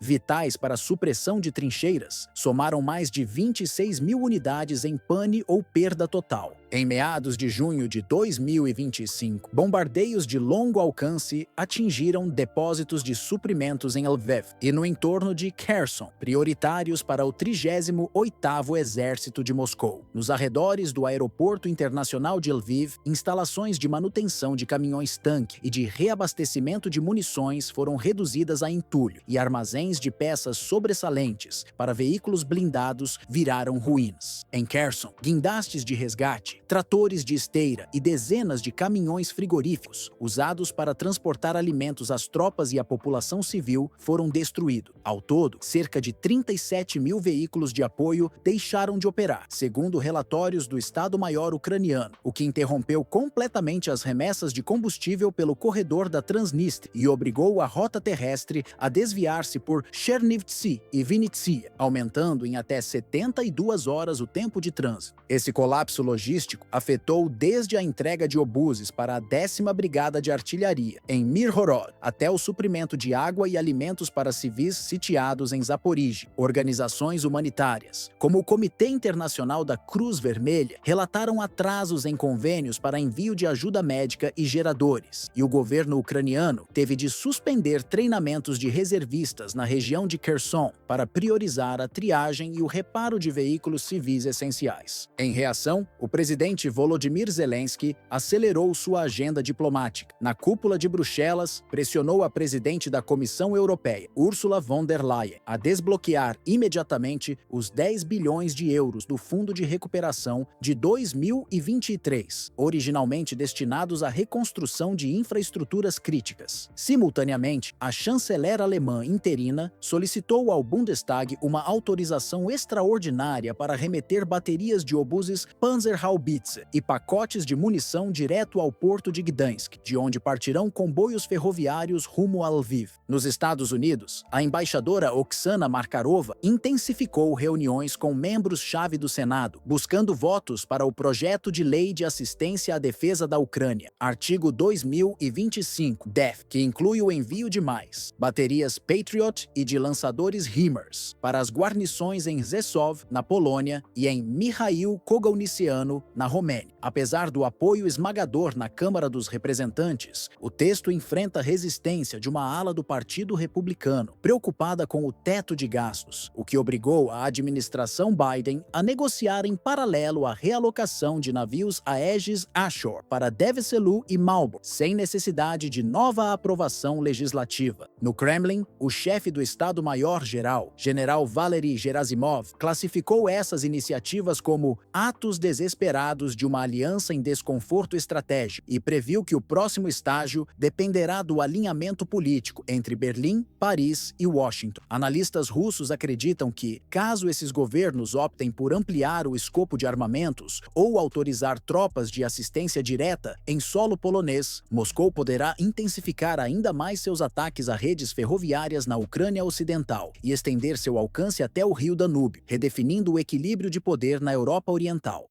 Nos bastidores da política internacional, um novo capítulo se desenha na estratégia militar do Ocidente. Em uma medida considerada sem precedentes desde o fim da Guerra Fria, os países da Organização do Tratado do Atlântico Norte decidiram elevar significativamente seus investimentos em defesa. A meta, aprovada durante a cúpula mais recente da aliança, realizada em Bruxelas, estabelece que cada Estado-membro deverá destinar até 5% do seu produto interno bruto aos setor militar, um salto notável em relação ao compromisso firmado em 2014, quando o patamar acordado era de apenas 2%. O Kremlin reagiu com veemência. Para Moscou, essa reorientação estratégica não responde a ameaças reais, mas sim a um plano premeditado de fortalecimento militar com base em narrativas fabricadas. O porta-voz, Dmitry Peskov, afirmou que a Rússia está sendo retratada como vilã em um enredo construído para justificar a ampliação de gastos bélicos e consolidar o protagonismo dos Estados Unidos dentro da aliança. Na visão russa, essa tática alimenta um clima de tensão constante, conveniente para as grandes potências ocidentais e lucrativo para seus complexos industriais de armamento. Especialistas ligados ao Ministério das Relações Exteriores da Rússia alertam para o que classificam como uma perigosa repetição dos padrões da Guerra Fria. Eles apontam que os atuais gastos militares da OTAN já superam, somados, os de todas as demais nações do planeta, o que, segundo analistas de defesa em Moscou, cria uma espiral de militarização difícil de conter. O medo alimenta os orçamentos, que por sua vez acirram as tensões. O plano orçamentário da OTAN foi detalhado por autoridades da aliança. De acordo com os dados divulgados, cerca de 3,5% do PIB de cada país deve ser destinado diretamente a armamento, mobilização de tropas e manutenção de equipamentos de guerra. O restante, aproximadamente 1,5%, será alocado em tecnologias sensíveis como cibersegurança, inteligência artificial, voltada à defesa e modernização de infraestrutura militar. A proposta é fortemente apoiada por Mark Rutte, novo secretário-geral da OTAN e ex-primeiro-ministro dos Países Baixos, que considera o aumento essencial para garantir a prontidão coletiva frente para novos desafios globais. Apesar do tom de urgência adotado pela liderança da aliança, a proposta não encontrou aceitação unânime. A Espanha, liderada pelo primeiro-ministro Pedro Sánchez, manifestou objeções firmes, alegando que um aumento de investimentos militar para além de 2,1% do PIB comprometeria áreas essenciais como saúde pública, educação e programas habitacionais. As declarações de Madrid geraram atritos com Washington. O ex-presidente norte-americano Donald Trump, que frequentemente critica os aliados europeus, declarou que países como a Espanha representam um fardo político e econômico para a aliança. O embaixador dos Estados Unidos na ONU reforçou a linha dura adotada por Washington. Em discurso recente, ele alertou que o prazo para que todos os países membros se adequem à nova meta está se encerrando e que a segurança ocidental exige respostas imediatas. Para os norte-americanos, a hesitação de certos países pode comprometer toda a estrutura defensiva da aliança. Na avaliação de Moscou, esse tipo de postura escancara a assimetria de poder dentro da OTAN. Para o presidente Vladimir Putin, a aliança tem se distanciado de seu objetivo original de cooperação defensiva, transformando-se em um instrumento de domínio geopolítico liderado por Washington. Putin deixou claro que a Rússia não permitirá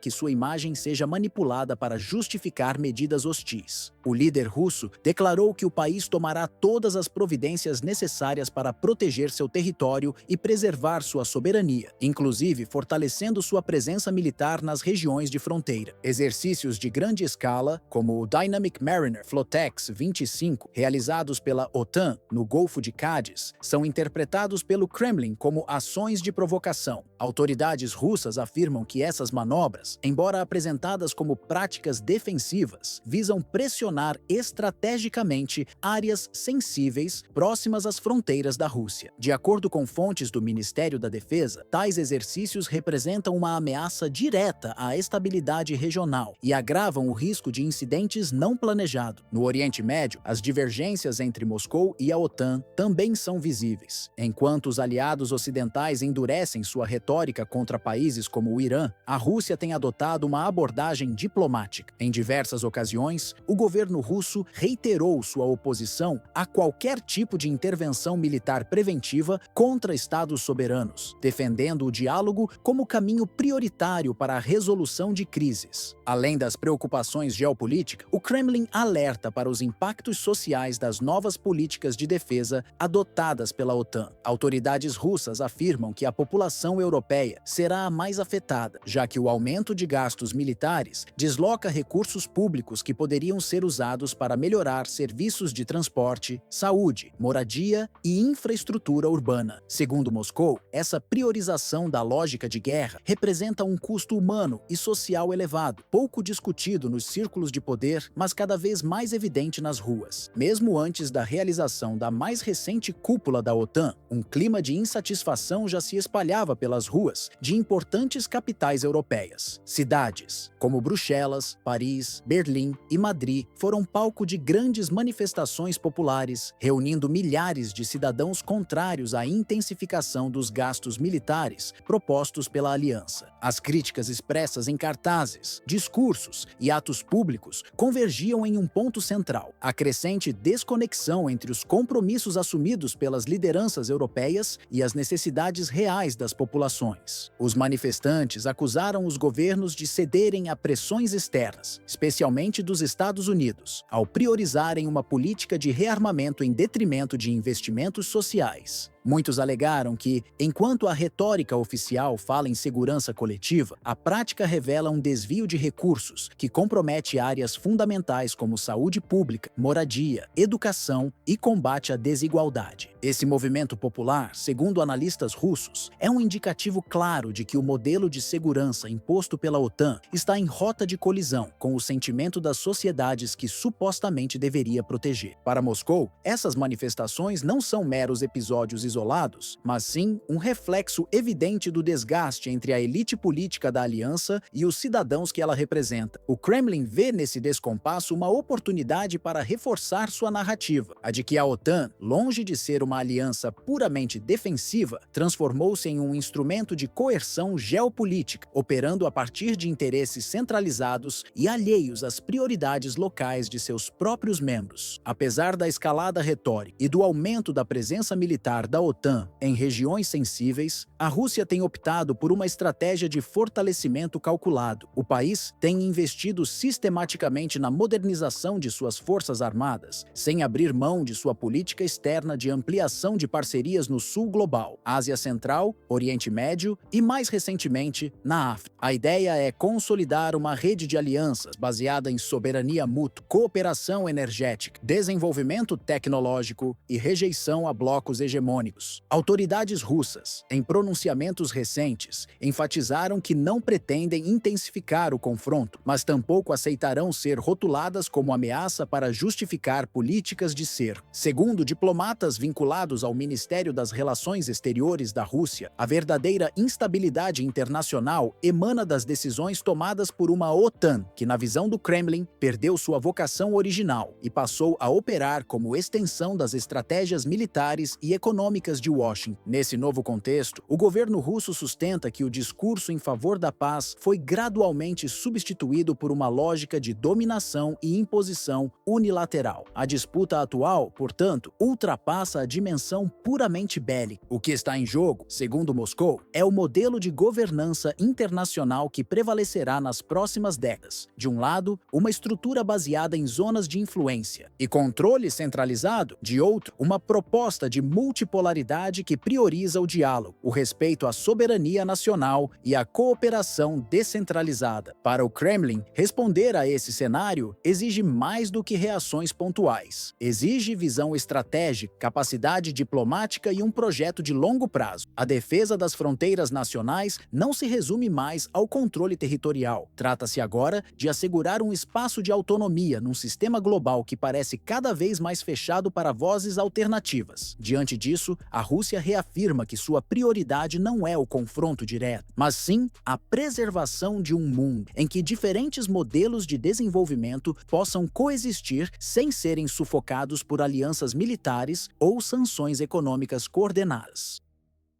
Sem alarde, sem explosões de grande impacto, o silêncio foi quem anunciou a reviravolta. A localidade de Komar, anteriormente promovida por Kiev como símbolo da resiliência ucraniana diante da ofensiva russa, agora se converte em exemplo do esgotamento das defesas do país. As trincheiras antes ocupadas estão abandonadas, as torres de vigilância entregues à vegetação e a bandeira ucraniana foi removida sem resistência. Durante meses, a liderança em Kiev usou essa pequena vila da região de Donetsk para reforçar a narrativa de resistência. Hoje, Komar representa o colapso de uma promessa que não resistiu à pressão do tempo, da guerra e da escassez. A sua queda, no entanto, está longe de ser um episódio isolado. A cidade de Pokrovsk, situada ao oeste de Donetsk e considerada um dos principais centros logísticos para a movimentação de tropas e suprimentos ucranianos, está quase completamente cercada. 3 colunas blindadas do exército russo, provenientes de diferentes direções, apertam o cerco lentamente, mas com consistência. Em localidades como Noikolaep, ao norte da região, a cadeia de comando praticamente desapareceu. Tropas remanescentes operam sem coordenação, enquanto a cúpula de Kiev tenta manter a coesão com discursos inflamados. O presidente Volodymyr Zelensky, pressionado por derrotas sucessivas e pela falta de apoio externo efetivo, continua fazendo apelos públicos, mas já não encontra o mesmo respaldo político em Washington ou Bruxelas. Desde o início do conflito em 2022, a frente leste da Ucrânia tem sido palco de combates intensos e de importância estratégica. O recente colapso das linhas defensivas nessa região marca uma virada crítica. Komar, que outrora integrava o núcleo tático do exército ucraniano, foi superada por forças russas que avançam com precisão milimétrica. As unidades de Moscou, articuladas sob o comando do Distrito Militar Central, utilizam uma combinação de ataques aéreos e ações terrestres para quebrar resistências e ocupar terreno. No espaço aéreo, a disparidade é evidente. Drones e aviões de combate russos realizam missões diárias de interdição, destruindo depósitos de munição, linhas de suprimento e pontos de apoio ucranianos. Cidades como Dnipropetrovsk se tornaram destino de combatentes em retirada. Nos arredores da região, soldados tentam se reagrupar entre pântanos e áreas florestais, onde o terreno dificulta operações e impede qualquer contra-ataque eficaz. Os poucos focos de resistência ainda ativos concentram-se em Bolha e Mokraia e Ali, localidades situadas na transição entre Zaporizhia e Donetsk. Sem apoio aéreo, rotas seguras ou acesso regular a suprimentos, essas unidades operam praticamente isoladas. A iminente queda de Pokrovsk significaria o rompimento completo do corredor logístico oriental da Ucrânia, dificultando a sustentação de qualquer contraofensiva relevante. Em cidades como Chasov Yar e Konstantinovsk, as forças ucranianas já não apresentam uma frente de batalha estruturada. Imagens de satélite divulgadas por agências internacionais mostram comboios abandonando posições às pressas e indícios de evacuação improvisada. O governo de Kiev evita comentar a situação e os meios de comunicação oficiais diminuíram a cobertura sobre a frente leste, um silêncio que contrasta com a realidade em campo. Durante a última madrugada, ataques com drones ucranianos foram interceptados em diferentes regiões da Rússia. O Ministério da Defesa russo relatou a neutralização de 66 aeronaves não tripuladas. Em Voronezh, Stavropol e Nevinomysk, tentativas de atingir alvos industriais foram contidas. Em Novoskov, uma explosão em área industrial causou pânico na população local, ainda que sem deixar vítimas. A resposta russa foi imediata. Bombardeios atingiram centros logísticos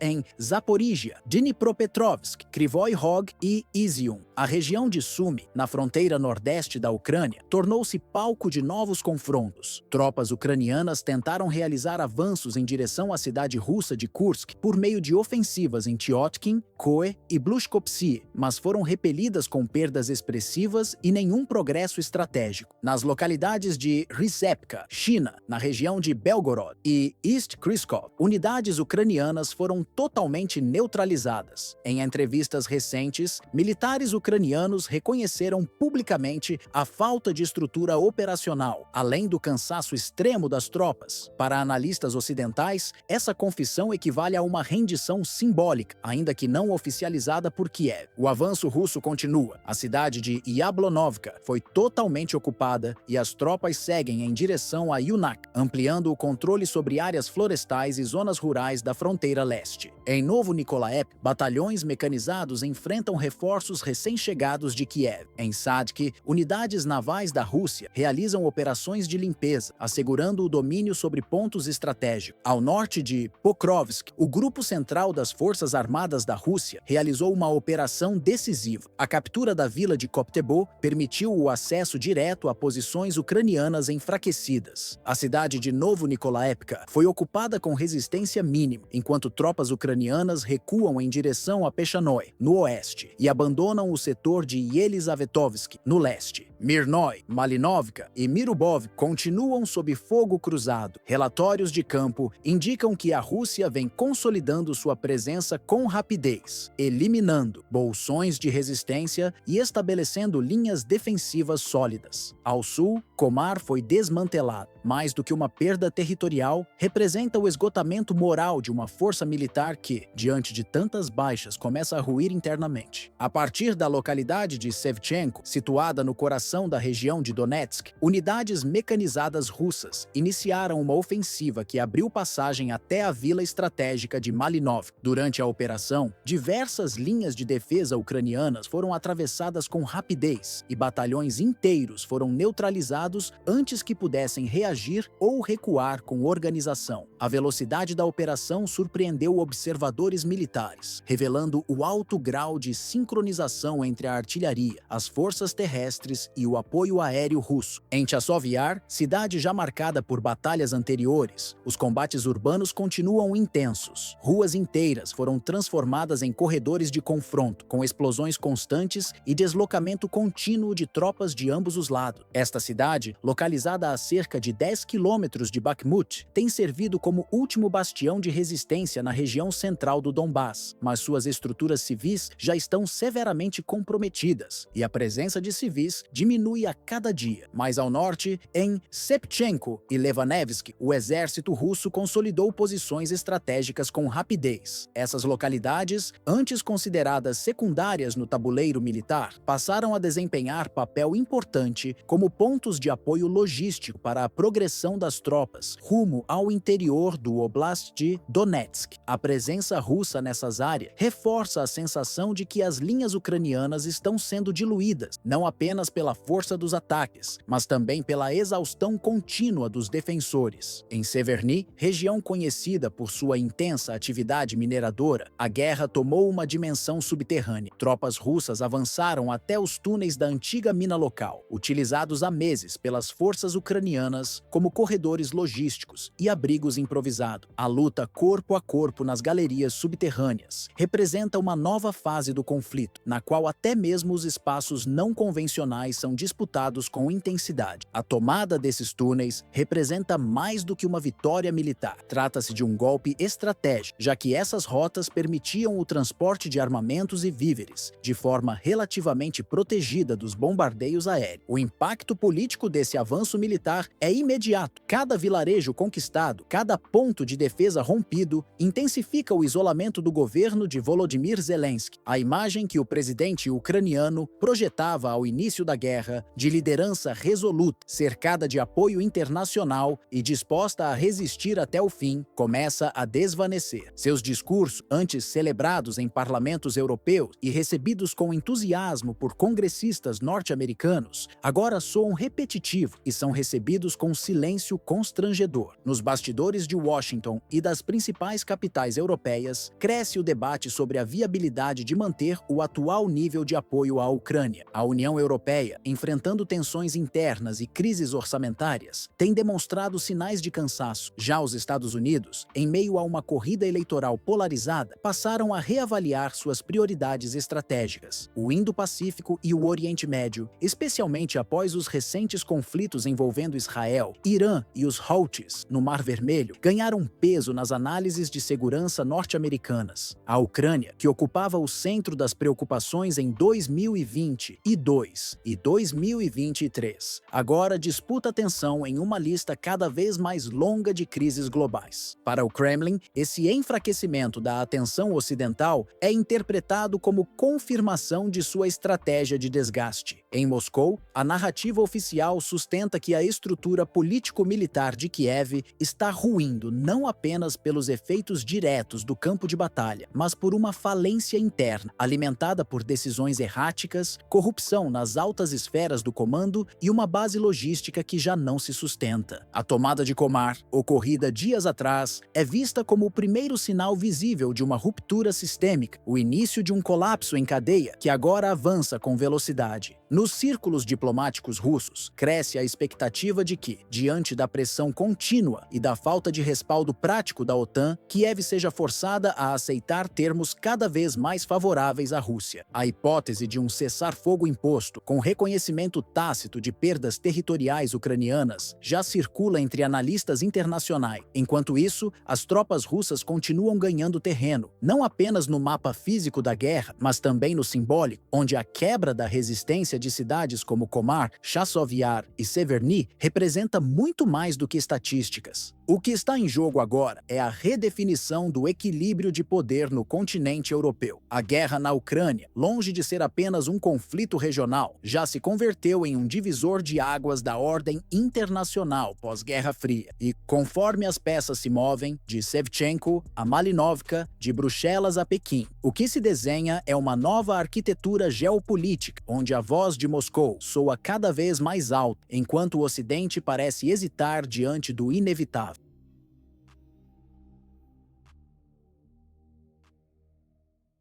Em junho de 2025, o Estreito de Hormuz, uma das principais artérias do comércio global de petróleo, foi palco de um bloqueio que alterou profundamente a dinâmica do mercado energético internacional. Cerca de 14 milhões de barris por dia deixaram de circular por essa passagem vital, situada entre o Irã e os Emirados Árabes Unidos, intensificando uma crise que já vinha se desenhando com o aumento das tensões no Golfo Pérsico. Enquanto potências ocidentais como Estados Unidos, Reino Unido e França concentravam esforços em tentativas diplomáticas para restabelecer a normalidade na região, a Rússia adotou uma abordagem distinta, agiu com rapidez, executando um plano logístico previamente estruturado. O Kremlin ordenou o redirecionamento de parte considerável da produção de petróleo para a Rota do Norte, um corredor marítimo cortando o Ártico, tradicionalmente usado de forma limitada devido às condições climáticas extremas.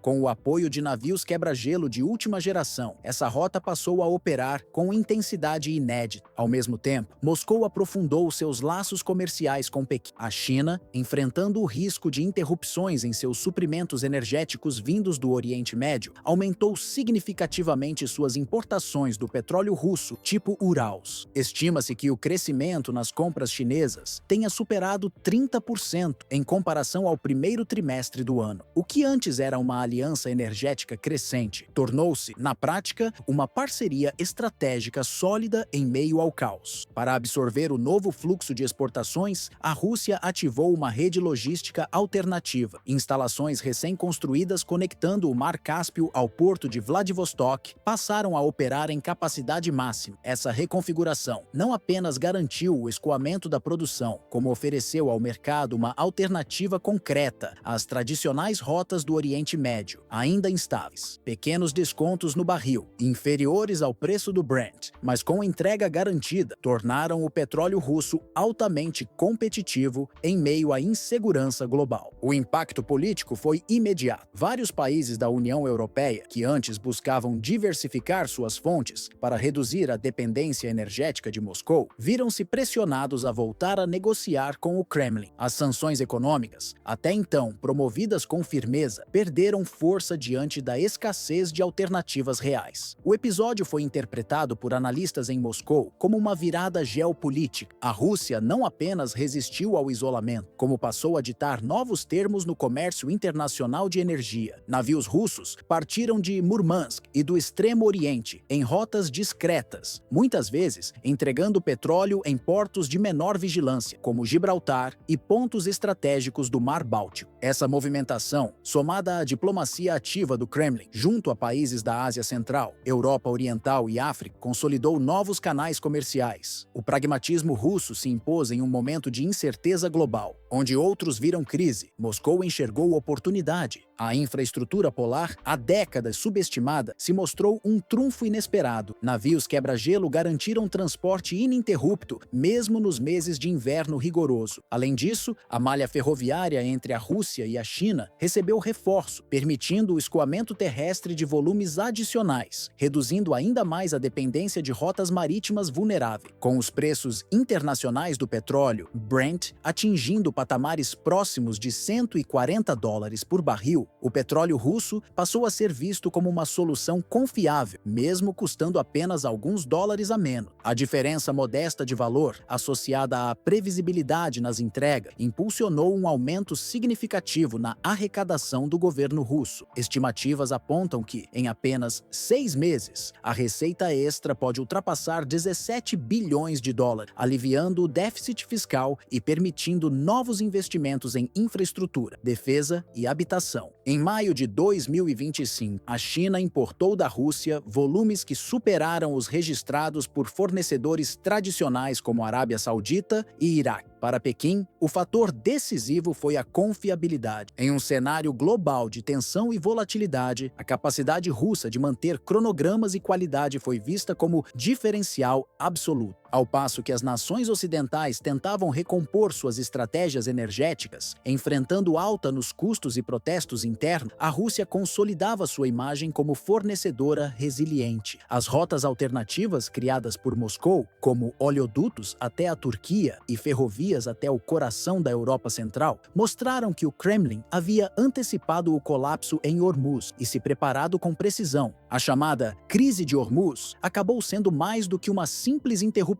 no fluxo de petróleo, expôs com clareza a fragilidade de um sistema energético mundial ainda excessivamente dependente de corredores marítimos vulneráveis e da coerção econômica como ferramenta de controle geopolítico. O bloqueio parcial do estreito, ainda que temporário, desestabilizou cadeias de abastecimento inteiras e revelou como decisões localizadas podem desencadear efeitos globais, atingindo desde mercados emergentes na Ásia até grandes potências industriais na Europa. Diante desse cenário, a resposta russa não foi apenas reativa, mas estratégica e calculada. Moscou empregou uma combinação sofisticada de engenharia logística, com redes alternativas de transporte por ferrovias e rotas polares, e diplomacia bilateral com países-chave, como China, Turquia, Cazaquistão e Hungria. Essa articulação foi acompanhada por uma política de preços ajustada e contratos de longo prazo, oferecendo previsibilidade em um momento de extrema volatilidade. Com isso, a Rússia não apenas protegeu sua posição no mercado global de energia, mas também ampliou sua influência sobre blocos que anteriormente gravitavam em torno dos Estados Unidos e da União Europeia. O Ministério das Finanças russo, em declarações recentes, destacou que os lucros extraordinários obtidos com o petróleo durante os meses de crise não serão utilizados apenas para reforçar as reservas fiscais do país. Parte expressiva dessa receita será direcionada a áreas como infraestrutura nacional, inovação tecnológica, programas de modernização militar e investimento social em regiões estratégicas do interior russo. O objetivo, segundo essas autoridades, é consolidar a resiliência interna enquanto se projeta uma imagem de estabilidade externa. Mais do que ganhos imediatos, o episódio marcou uma mudança de paradigma na forma como Moscou lida com crises internacionais. Longe da retórica agressiva que marcou fases anteriores da política externa russa, o que se viu foi uma ação silenciosa, precisa e eficiente, que, sem confrontos diretos, conseguiu alterar o equilíbrio de poder no mercado energético. A crise tornou-se, assim, um campo de testes bem-sucedido para uma nova doutrina russa, centrada na autonomia logística e no reposicionamento global por meio da entrega constante, confiável e geoeconomicamente vantajosa. Hoje, os navios que zarpam de Murmansk, Vladivostok e Novorossiysk carregam mais do que barris de petróleo. Cada embarcação representa uma demonstração prática da nova política energética russa, autossuficiente, adaptável e sintonizada com os interesses de parceiros que buscam segurança e previsibilidade. Em meio à instabilidade instabilidade do sistema internacional, a Rússia passou a desempenhar o papel de âncora, não apenas de fornecimento, mas de influência estratégica. O simbolismo é inegável. Em vez de se ver paralisada por sanções ou isolada por alianças rivais, Moscou respondeu com ação coordenada, planejamento de longo prazo e diplomacia econômica. Sua postura não foi a de quem desafia o mundo em voz alta, mas a de quem conquista espaço com ações firmes e silenciosas. E diante da crise, enquanto outros ainda buscavam soluções, a Rússia já havia encontrado seu novo lugar.